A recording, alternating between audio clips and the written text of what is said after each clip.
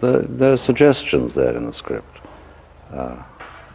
George Lucas suggested to me something of a samurai warrior in one way, hence I'm dressed in this, partly dressed like this. Something of a wise man, a kind of monk-like character. And I think that there have been, not borrowings obviously, but a suggestion from Tolkien's books of The Hobbit and The Lord of the Rings.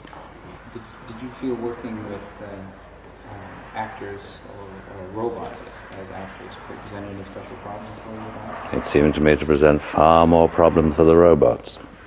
Yeah.